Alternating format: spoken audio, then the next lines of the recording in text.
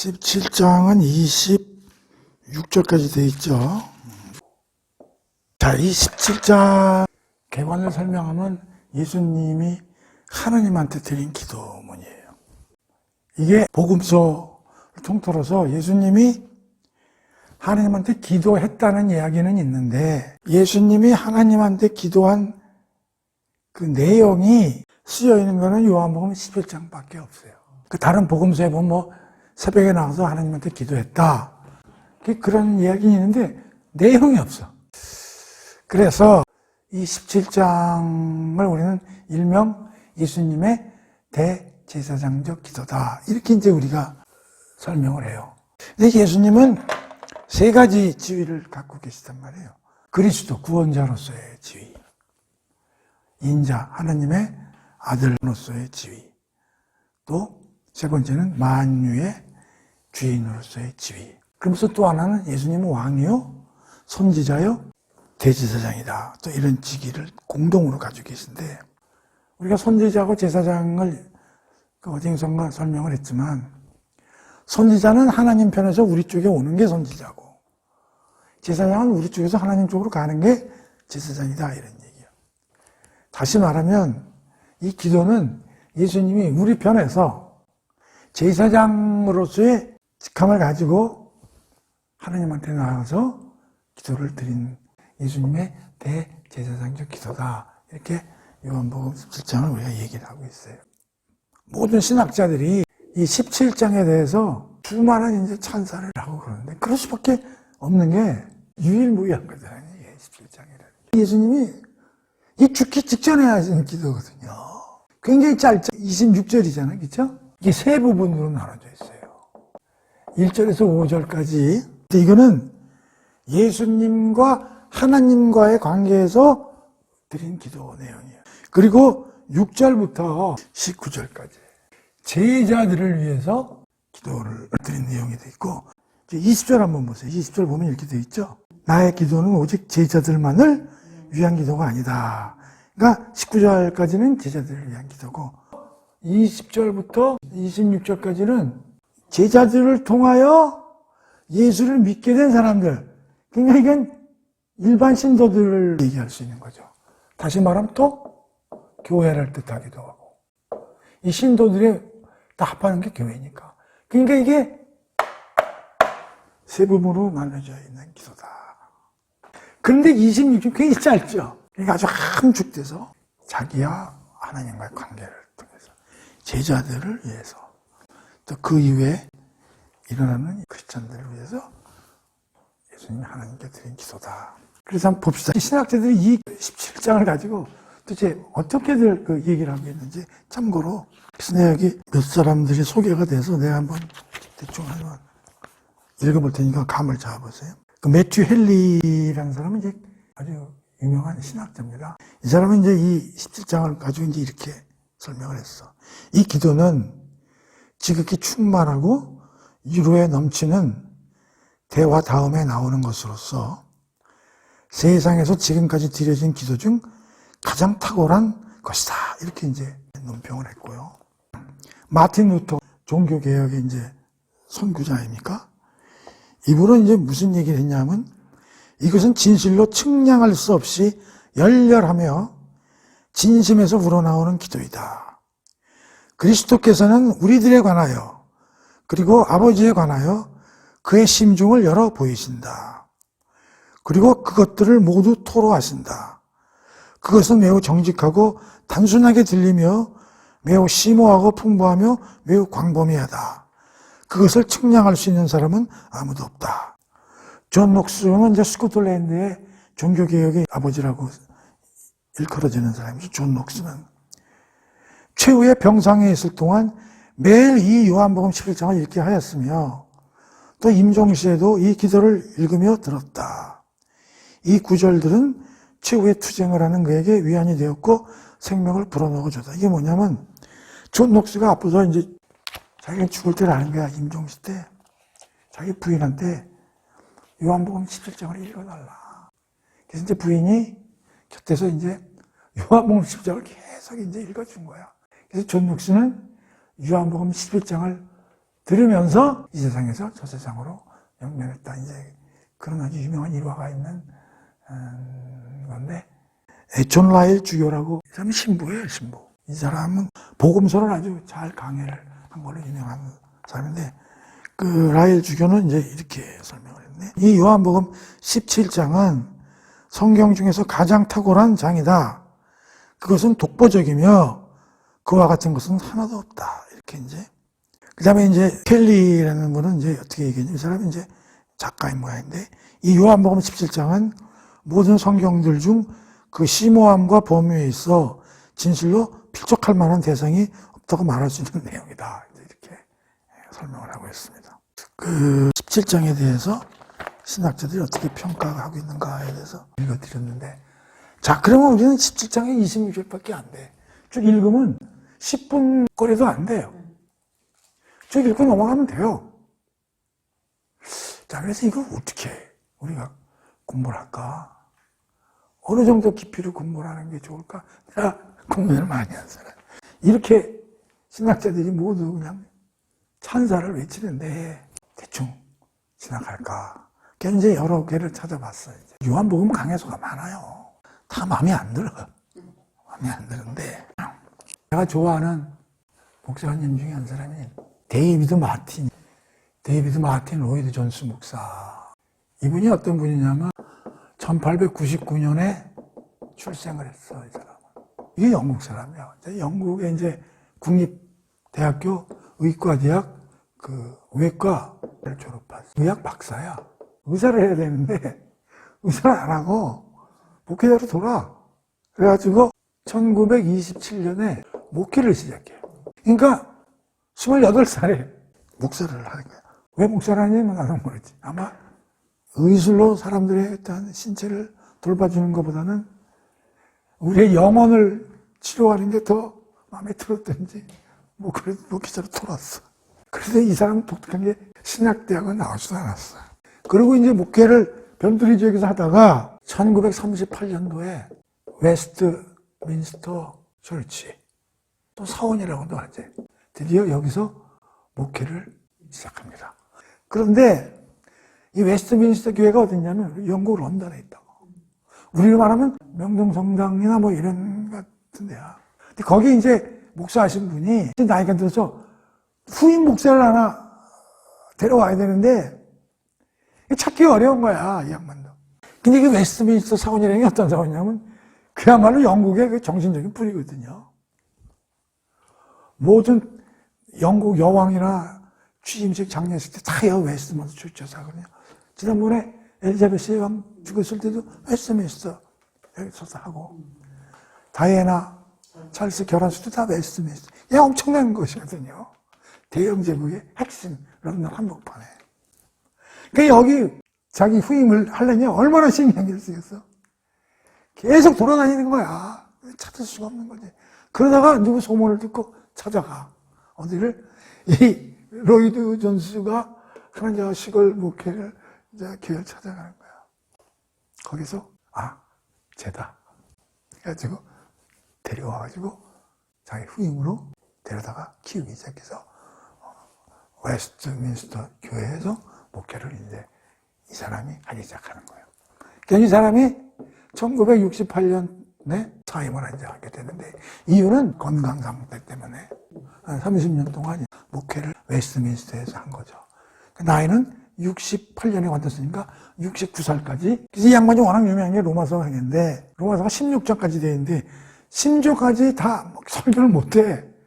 갑자기 몸에 이상이 생겨가지고 14장 중간쯤 하다가 내려와. 그래서 로이드 존스 목사의 로마서 강해가 14권짜리가 있는데 14장 중간으로 돼서 끝나요. 그래가지고 1981년에 죽음을 맞으니까 82살까지 살다가 이제 나왔어요. 신학대 안 나왔습니다.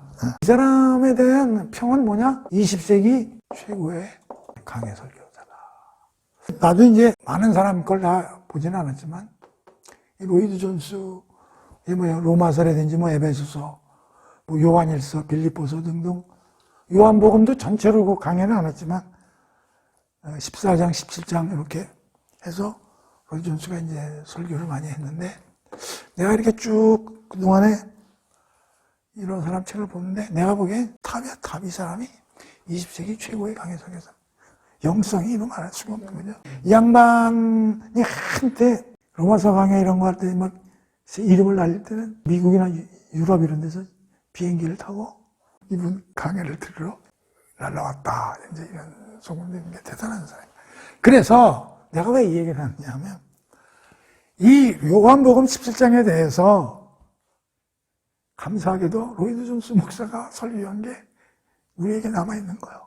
이분이 요한복음 17장에 대해서 강연을 했는데, 이걸 언제 했냐면 1952년에 해서 1953년에 걸쳐서, 그러니까 이게 나이가 53에서 54살 때 요한복음 17장을 설교를 했는데, 그 자료들이 남아있는 거다 이런 얘기야.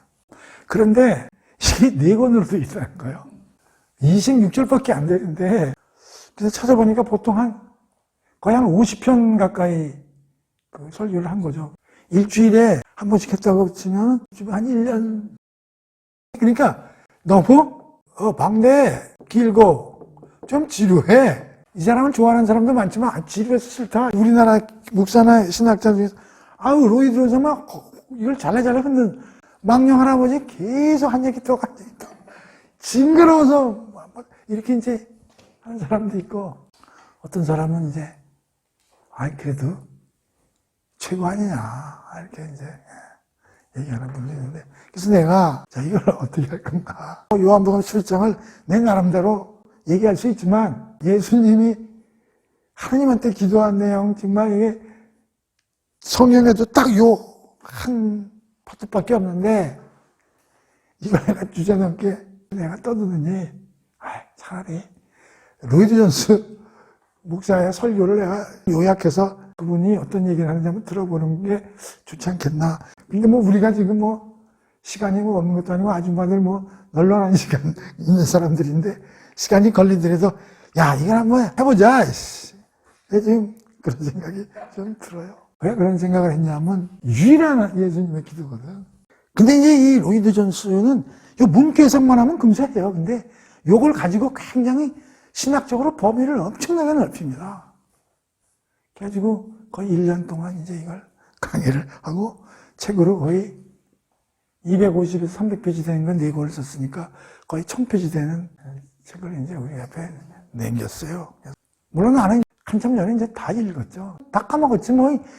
읽을 때는 참 좋았지. 그러나 이제 다 벌써 내 기억 속에서 사라지고, 이번에 요한복음 17장 차례가 와서 내가 쭉 한번 이제 앞에 부분에 조금 맛을 좀 봤는데, 그래서 한번 해보자. 그러니까 내 얘기보다는 이 로이드 존스. 근데 워낙 길어가지고 요약하기도 힘들어, 이게. 사실은 관심 있는 사람은 그 사람 책을 사서 쭉 읽어야 돼요. 그래야 이제 그 사람의 기표와 이 기도문이 뜻하고 있는 게 어떤 것인가 하는 맛을 볼 수 있는데, 근데 요약을 하다 보면 사실 그런 깊이 있는 맛이 좀 떨어지지만, 그래도 어떻게 하겠어. 아줌마들이 읽을 생각은 가히 못할 것이고, 그렇다고 이걸 전부 하자니 1년 걸릴 것이고, 그러니 이걸 또 내가 추격을 해야 되는데 나도 힘들지. 그래서 이런 거는 공부보다도 로이드 존스 목사를 얘기를 한번 들어보자 이런 얘기야. 아마 이 유튜브를 다른 어떤 사람이 보면 아마 그럴 거야. 로이드 존스 강해 설교를 요약해서 한다고? 그걸 어떻게 들어야겠다, 이런 사람도 있을 거야. 그리고 그 4권의 책이라고 그랬잖아요. 이거는 이제 부제는 로이드 존스 목사가 붙인 게 아니라 이제 그 책 만드는 사람이 이제 편집하면서 붙였겠죠. 그래서 1권을 이제 성도의 구원, 2권은 성도의 안전, 3권은 성도의 성화, 그다음에 성도의 성장. 그래서 성도의 구원은 1절에서 5절까지 챕터를 가지고 이제 한 권이 이제 만들어집니다. 한 권에 보통 12편에서 한 13, 14편의 설교가 들어가 있어요. 근데 여기는 뭐냐면, 성도들의 구원은 창세 전에, 시간도 만들어지기 전에 이미 구원이 예정되어 있는 확고부동한 것이 우리 성도들에 대한 구원이다. 그런 내용이 핵심이다. 두 번째, 이거는 6절에서 16절까지 관련된 내용을 가지고 이제 쭉 쓴 건데, 이건 뭐냐면, 예수께서는 우리를 죄로부터 보호하시며, 우리를 죄로부터 극복하시도록 역사하셨다. 그래서 우리는 어떠한 시련 속에서도, 유혹 속에서도 안전하다. 그래서 여기 안전이란 말이 나왔죠. 그러니까, 지난 시간에 공부했잖아요. 15장 중반부터. 그래서 우리가 미움, 핍박, 고난, 순교, 출교의 세파 속에서 우리가 내전전 지들에서 어떻게 된다? 성령 하나님의 일하심을 딛고 예수님이 뭐라고 했어요? 내가 세상을 이겼으니 담대하라. 그리고 니들이 흩어져도 나는 하나님과 함께 있다. 그러니 믿음과 인내를 가지고 이 모든 것을 극복해 나가고 그래서 기쁨과 평안을 누려야 된다라고 우리가 결론을 맺었잖아요. 그러니까 로이드 존스도 이 기도 속에서 우리는 어떠한 시련 속에서도 안전하다. 그러니까 견인교리하고 비슷한 거죠. 자, 성도의 성화는 17절부터 마지막까지 가는데 이건 뭐냐면 성화라는 건 뭐냐? 우리가 거룩해져 예수님의 성품을 닮아가는 과정을 이 성화라는 건 단순히 예수님을 닮아가는 진행 과정이다. 이렇게 단순한 게 아니라 하나님께 순종하고 그 하나님과 교제해 나가는 삶의 관계가 곧 성화다. 지난 시간에도 배웠지만 내 안에 거하라. 열매를 맺어라. 거한다는 게 하나님과 교제하고 같이 살고 동화되고 그게 바로 성화 과정이다. 그런 얘기죠. 그 다음에 이제 17절에서 이제 26절까지 성도의 성장은 뭐냐면 우리 안에서 일하시는 성령 하나님과 그에 대한 우리의 합당한 반응을 통해서 우리가 성장해 나가야 된다. 그러니까 이게 두 권으로 나뉜 거지. 이건 편집자가 이렇게 나누는 거니까. 우선 오늘은 공부 제목은 이거예요. 이제 예수님께서 친히 드리신 기도. 오늘은 17장 전체를 한번 개관해보자 이런 얘기야. 예수님이 하나님께 기도를 드렸는데 어떤 배경이고 어때서 드렸을까? 이제 이런 걸 한번 생각해보자. 그러니까 이걸 전체 기도문의 개관을 이제 살펴보자. 이제 이런 뜻이에요. 여기서 이 말씀을 마치고 이렇게 나오잖아. 이게 14장, 15장, 16장에 걸친 설교를 하셨잖아요. 유언성 설교니까 예수님이 오셔서 한 설교 중에 가장 중요하고 핵심이 들어있는 게 이게 요한복음 14, 15, 16장. 신학자들은 뭐냐면 최고의 설교 다음에 나온 뭐요? 최고의 기도다. 그러니까 최고의 설교에 이어서 나온 최고의 기도문이다. 17장 이제 그렇게들 얘기하는 거예요. 그리고 이제 이 기도의 특징은 예수님이 소리내서 기도를 했다는 거예요. 이게 이제 제자들이 들을 수 있도록. 그래서 그게 기록 보존되어 있는 거죠. 그게 이제 이 기도의 큰 특징이지. 이게 이제 오픈 기도라는 거죠. 이제 이게 기록되고 지금까지 예수님의 기도를 우리가 접하게 되는 이제 이런 거죠.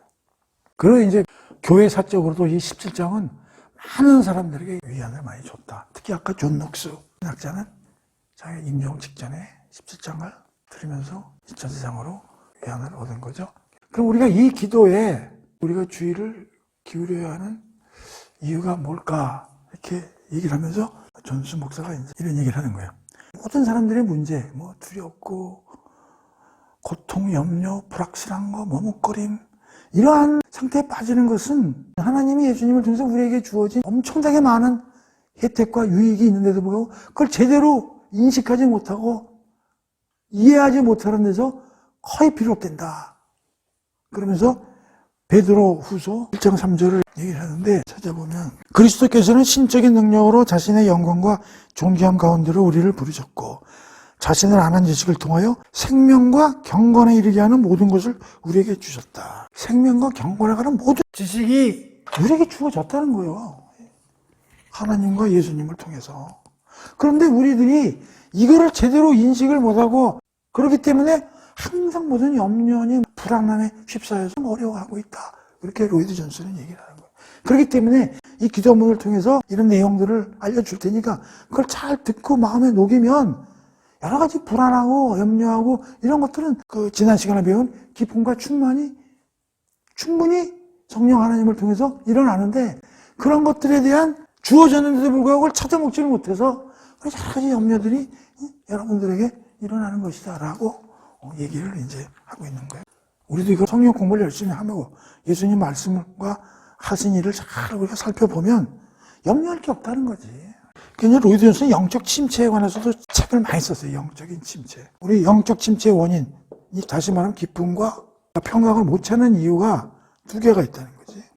그리스도 안에서 우리의 위치, 이 그리스도 안에서 우리가 어떤 위치에 있는가를 우리 스스로 잘 모르고, 그리고 물려받은 기업이란 말로 번역이 되는데 은혜, 선물, 약속 이런 뜻이 돼. 이거를 깨닫지 못하는 데 있다는 거죠. 예수를 믿고 하나님을 믿어서 우리가 항상 얘기하는 하나님의 진노, 죄, 사망 그 아래 있다가 우리는 하나님의 은혜 속으로 칭의, 사망에서 벗어나고 사탄에서 벗어나 완전히 위치가 바뀌는데 그걸 깨닫지 못한다는 거예요. 그리고 하나님이 주신 어마어마한 약속, 소망의 이런 것들을 내 것을 못 만들고 있기 때문에 항상 세상에서 파도만 조금만 밀려와도 헤어나지 못하는, 그걸 이제 크게 말하면 영적 침체라고 볼 수도 있는데 그런 원인이다. 그렇게 이제 로이드 존슨이 얘기하는 거지. 이렇게 얘기를 해도 또 어려움이 오면 또 거기 또 휘말려가지고 아이고 어떡하지, 아이고 또 그러고 사는 게 민초들이잖아요. 그렇죠? 그러나 깊이 있게 우리가 깨달으면, 우리가 분명히 지난 시간에도 배웠지만 예수님이 마지막에 내 평안을 주노라, 기뻐해라 이런 얘기를 하시잖아. 내가 항상 얘기하지만 그게 내 마음에 와서 안다면 예수님이 구라쟁이거나 내가 아직 모자라거나 둘 중에 하나란 말이야. 그렇게 얘기했잖아요. 기쁨과 평강은 핵심이요. 성령의 열매에 다 나오잖아요. joy, patience, love, 비중이 다 나오잖아요. 그러니까 이게 아직 안 되는 사람은 아직 성령의 발동을 안 한 거야. 그러니까 조금 더 성령에 푸시해서 이런 걸 느낄 수 있도록 우리가 열심히 준비를 해야 되는데, 근데 이게 어떨 때는 확 일어날 때가 있어. 근데 이게 오래 못 가. 성경책 읽고 막 기도 열심히 하고 그러면요, 뿌듯하고 그래요. 그러다가 옆집에 어떤 아줌마가, 야, 우리 제주도에 여행 한번 가자. 그래서 제주도 여행 한 3박 4일 갔다 오잖아요. 싹 날아가요. 그래서 기도나 성경은 매일 읽고 이래야지. 어디 가서 좀 놀다 오잖아요. 그러면요, 그거 회복하는데 막 몇 달, 희한하네. 막 이런 것 같아. 사탄이 그런 찬스를 노리는 것 같아. 노려가지고, 그래, 그때 확 들어가가지고, 재밌었지? 성령이 뭐야? 무덤덤하고 재미없잖아. 요 다음 달에 또 가? 이런 것 같아. 그러니까 이쪽으로 돌아오질 못하고 계속 이제 그쪽으로 헤매다가 이렇게 되는 거야. 그러다 꽉 한번 세게 어떤 문제가 오고, 뭐 예를 들어서 집안에 어떤 큰 사고가 하나 터지고 이러면 그냥 완전히 맛이 가가지고 그냥 어떡하지 해가지고 하나님이고 예수님이고 성령님이고 저리 가고 어떻게 해야 돼? 친구한테 전화, 야, 이런 경우 어떻게 해야 돼? 어떻게 너 해결했냐? 뭐 이러고 전부 세상적으로. 그러다 안 되면 무당 찾아가고, 국거리 하는데 얼마면 이거 우리 이렇게 힘든데 해결해 줘. 이러고 돌아다니는 거야. 로이드 존슨이 그런 얘기야. 영적 침체 원인이 뭐냐? 모른다는 거예요. 잘 깨닫지 못해서 그런다는 거예요. 그러니까 묵상을 해야 돼, 묵상. 성경은 진도 나가는 게 중요한 게 아니라 한 줄이라도 붙잡고 묵상을 하는 거예요. 그 다음에 예수님이 이 기도를 할 때의 상황, 그건 뭐 우리가 알 수 있는 거죠. 본인은 뭐 곧 죽으러 갔을 거고, 사도들도 뭐 거의 뭐 지금 뭐 멘붕 상태에 지금 있는 그런 상황이잖아요. 제자들이 불안감을 이미 알고 계셨고, 결론은 뭐야? 강론과 가르침으로 끝을 내실 수도 있는데도 불구하고 하나님께 기도로 제자들을 보호하고 안전케 이 세상에 살아갈 수 있도록 반청했다는 게 핵심이죠. 예수님은 그들에게 말로만 이런 게 다 어려움이 닥쳐올 거다, 이런 유익이 있을 거다 라고 준비를 하고 얘기를 했지만 그걸로 끝나지 않고 하나님께 기도를 했다는 거예요. 이들을 이 세상에 내놓고 내가 아버지께로 돌아가는데 얘네들 아직 어린애들 아닙니까? 아버지, 이들을 잘 보존하시고 안전하게 부탁드립니다라고 예수님이, 우리가 뭐길래 그 제자님들이 뭐 대단한 놈들이길래 예수님이 그런 기도까지 하시냐 말이야. 그거 알려줬으면 됐지. 이거 보면서 뭘 느껴요? 우리도 자식들이나 누구를 위해서 도움도 주고 뭐 좋은 컨설팅도 해주고 또 어려울 때 뭐 조금 몇 푼도 도와주고, 그거로 끝나는 게 아니라 뭐요? 기도하는. 그게 진짜 사랑하는 거잖아요. 그치? 내가 이렇게 좀 도움을 줬지만 아버지 하나님 걸로 모자라고 아버지는 끝까지 좀 보살펴 주십시오.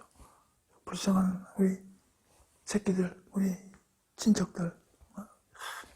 근데 이게 실천하기가 어렵잖아요. 그죠? 이게 참, 이게 와서 다. 난 이게 그 로이드 존스가 이렇게 얘기를 하는데 최고의 가르침 강연을 하고 나서도 하나님께 부탁하는 그 예수님의 그 사랑과 그들을 애틋하게 챙기는 그 마음. 이게 17장이 그런 큰 의미, 내용도 중요하지만, 예수님이 이렇게까지 해주시는구나. 13장에서는 발까지 씻어주시잖아요. 뭐 대단하다고 발까지 씻어주시고, 그 좋은 얘기 해주시고, 또 기적까지 해주고, 대박이야, 진짜. 왜 사랑 안 할 수가 없는 거야, 그치? 근데 왜 예수님을 안 믿는 거야, 사람들이? 참. 또 하나 이제, 로드 존스가 전체적인 이 개방을 통해서 뭐냐면, 이 기도를 통해 짚어보아야 할 대목들, 이 기도를 통해서 또 우리가 살펴봐야 될 것들이 있다, 이거야.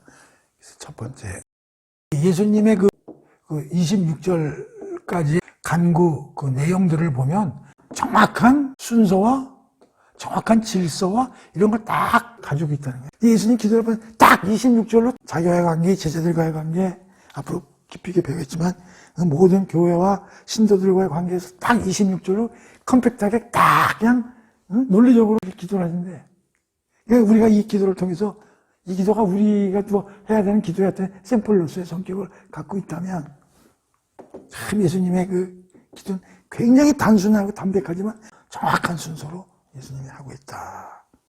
두 번째는 이 기도문을 이제 잘 우리가 공부를 하면 이 기도하시는 분이 어떤 분인지 이해하는 걸 도와줍니다. 그러니까 그래서 기도하는 분은 뭐야? 예수님이죠. 그러니까 이 기도를 잘 우리가 기도문을 하나씩 묵상을 해나가면 이분이 어떤 분인가를 우리가 충분히 이해할 수 있다. 그러니까 단순한 분이 아니라 창세전부터 하나님 같이 있던 하나님의 아들임을 우리가 알 수 있다는 거예요. 요 기도문 하나를 가지고도 예수님이 하나님의 아들이며 어떤 분인가를 우리가 이해하도록 우리를 도와준다. 그런 얘기예요. 이런 식으로 해서 깁니다, 이게. 그래서 사람들이 로이드 존스 목사의 설교를 징그러워서 못 듣겠다는 이유가, 그러나 이게 왜 이런 얘기냐. 신학적으로 우리가 대충 알더라도 하나하나 이렇게 짚어가는 거예요. 이 기도문 하나 가지고. 이게 대단한 사람이에요. 그래서 졸립더라도 듣고, 여러분들 필기를 안 하니까 좋잖아요. 나는 얼마나 힘들어. 이걸 다 이렇게 요약을 해가지고 와야 되니. 그럼 이게 딱 누르고 계속 여러 번씩 들으라고 앞으로. 오케이? 세 번째는 예수님이 왜 세상에 오셨는가도 이해하고 알 수 있다. 그런 얘기예요. 네 번째. 하나님이 구원의 대상자들로서 일단의 사람들을 아들에게 주었고 그 사람들에 대한 하나님의 위대한 의도를 우리가 알게 된다. 그런 얘기예요. 그러니까 따라서 일단의 사람들, 우리 성도들 또는 제자들은 창세 전부터 하나님의 관심과 사랑의 대상이었다. 이게 또 기가 막히지. 그러니까 우리는 하나님의 관심과 사랑 속에서 이미 태어나기 전부터 하나님이 관리하고 보호해 주셨다. 이게 엄청난 얘기 아니야. 맞아. 창세전에 하나님이 우리에 대해서 엄청난 관심과 사랑을 가지고 계셨다고 볼 수밖에 없다. 이런 규절 하나가 우리를 확 찌르는 거예요. 그래서 로이드 존스 설교집을 보면 여러 가지 장황하고 긴 것도 있지만 이런 거 하나가 딱 이제 튀어나올 때 우리가 딱 보면서 기가 막히다. 이런 걸 우리에게 일깨워주는 사람이구나. 그래서 영성의 대가라고 우리가 지면하는 거죠. 창세전에 하나님의 관심과 사랑의 대상이 우리였다는 거죠. 그래서 로마서 8장 38절 39절 한번 봐볼까요? 그러므로 나는 확신합니다. 죽음도 생명도 천사들도 귀신들도 현재일도 장래일도 어떤 세력도 아무리 높은 곳에서도 아무리 깊은 곳에서도 그리고 세상의 어떤 피조물질라도 우리 주 그리스도 예수 안에 있는 하나님의 사랑에서 결코 태어날 수 없다. 시공간을 초월해서 어느 누구도 하나님의 사랑에서 우리 성도들을 끊어낼 자가 도대체 누구냐 이런 얘기야. 왜? 창세 전부터 우리들에 대해서도 엄청난 관심과 사랑을 보이신 하나님이 계신데 어느 누가 그런 사랑을 와서 뺏어가고 끊어낼 수 있겠느냐 그런 얘기죠. 그러니까 이런 기절을 읽을 때마다 우리에게 하나님이 이런 아버지구나.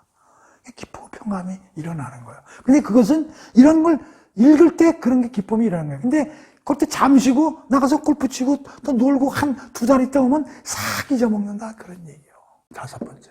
예수님의 그 기도 말씀 속에서 우리는 안전보장을 발견할 수 있다. 이 안전보장은 누구로부터의 안전보장이 1번이요? 사탄이죠. 그 하나님께 대적하는 인간들로부터 우리는 안전한 보장. 이게 1번이야. 근데 우리는 항상 안전보장하면, 돈에서 벗어나고, 항상 그런 생각을 하는 거야. 괴로움에서 벗어나고, 항상 이런 생각. 이게 일부냐? 사탄과 영적에서 벗어나는 거야. 물론, 삶에서도 하나님이 보살피죠. 보살피지만 일단은 이걸 우선적으로 생각해야 된다. 그런 얘기요. 6번째. 이 기도문을 보면 구원에 대해서 우리는 아무것도 할 수 없는 존재고, 우리는 구원에 있어서 우리는 하나도 보탬이 안 되는 그런 존재고, 다 하나님과 예수님이 하시는 일이구나라는 것을 또 깨닫게 됐다. 우리가 이 기도를 통해서 이렇게 짚어봐야 되는 대목들에 대해서 로이존스가 얘기를 하는 거예요. 지금 객관적인 거 얘기하는 겁니다. 어떤 한 귀절을 가지고 지금 얘기하는 게 아니라 전체적인 이 기도문을 살펴보면 우리가 이런 내용들을 파악하고 이해할 수 있다. 그런 얘기예요. 그러면 또 무슨 얘기를 하냐면 지금까지 되는 건 이제 우리가 해야 될 기도의 하나의 모델이 된다. 두 번째는 삶 속에서 우리가 인식해야 될 문제들. 이 기도문을 통해서 첫 번째는 기도문 속에는 여러 가지 그 교리들, 다시 말하면 이게 복된 교리죠. 복음이라고 부를 수도 있고, 이것들 때문에 우리는 즐거워해야 된다는 거예요. 이런 걸 알고 우리가 배우게 되면 즐거워진다는 거예요. 지금도 얘기했죠. 계속 즐겁지 않다. 그런 사람이 있어요. 그런 사람은 어떻게 돼? 영적으로 완전히 박살난 사람이죠. 그 다음에 이런 복된 교리나 이런 걸 알면서도 도대체 성령의 열매가 안 맺힌다는 건 있을 수 없는 거예요. 성령의 열매가 맺혀야 된다는 거지. 그러므로 그리스도를 즐거워하는 사람이 되어야 한다. 이제 빌립보서 4장 4절 같은 데 보면은 주 안에서 항상 기뻐하라. 내가 다시 한번 기뻐하라. 그러니까 우리 그 신도들은 계속 그 기쁨 속에서 살아야 돼요. 세 번째는 이 세상 속에서 살더라도 안전보장과 능력의 원천을 우리가 찾아낼 수 있다는 거예요. 여기 중요한 게 능력과 안전보장. 아까도 얘기했지만 안전보장이라는 게 사탄으로부터의 안전보장도 있지만 삶으로부터의 보살핌도 들어가 있다는 거예요. 그리고 이제 능력의 원천. 하나님의 능력. 하나님은 그냥 입으로만 전지전능하다는 게 아니라 하나님의 전지전능을 어떻게 아느냐. 실제로 보여주신단 말이에요, 하나님은. 이 천지를 창조했잖아. 엄청난 능력이지.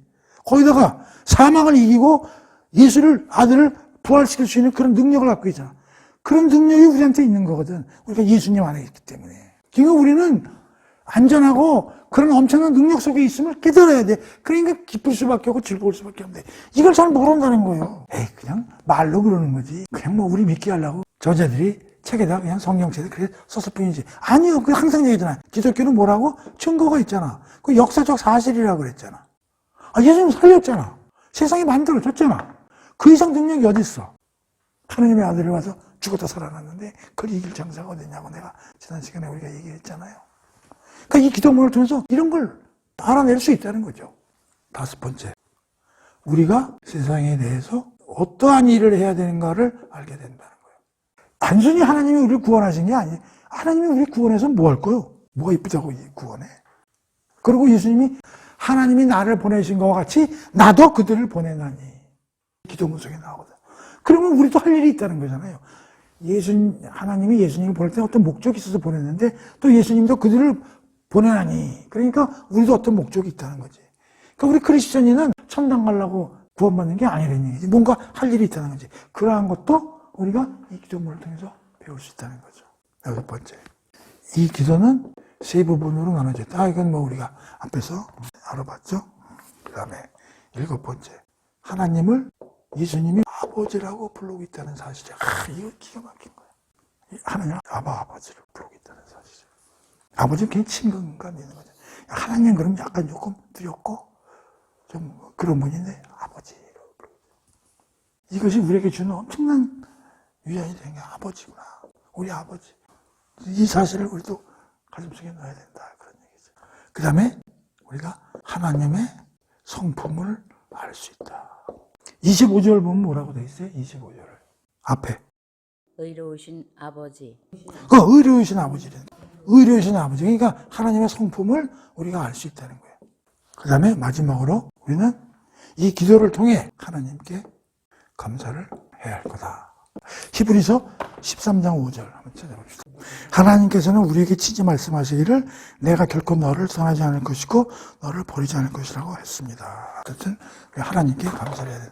자, 그래서 첫 번째 주제로 설교한 제목은 주님께서 하나님께 친히 드리신 기도. 그래서 여기서는 기도문 전체적인 걸 가지고 우리가 찾아볼 수 있고 알아볼 수 있고 우리가 살면서 어떻게 인식해야 되는가 또 기도의 모델로서의 어떤 내용들이 들어있는가 이런 것들을 전체적으로 큰 그 그림 속에서 전체적인 개관을 줄 수가 있는 첫 번째 설교를 했다. 그 어때? 근데 이게 좀 기니까 어때? 장황해요? 어때?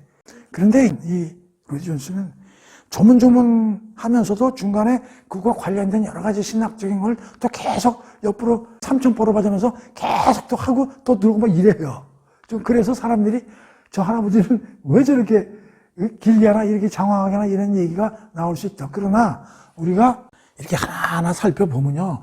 피가 되고 살이 되는 게 있어요. 자꾸만 드러놓는 게 중요해요. 계속 이런 걸 귀가 따갑게 드러놔야 이게 내게 되지. 이제 한 편 지난 거예요. 이거를 쉽게 끝나면 요거 3번이면 끝나. 그 10지정도요. 그냥 조문 위주로 하면요. 그래 나눠서는 그래도 하나님의 기도에 대해서 유튜브에 담는다니 또 나의 레벨도 있고 서병훈이 이름으로 성경 채널을 한 다음에 그걸 요한복음 10장 갖다가 대충 해가지고 넘어가면 또 남들이 생각하기에 아이 저 새끼 뭐 저래 또 이럴 거가 봐. 자 여기서 끝나고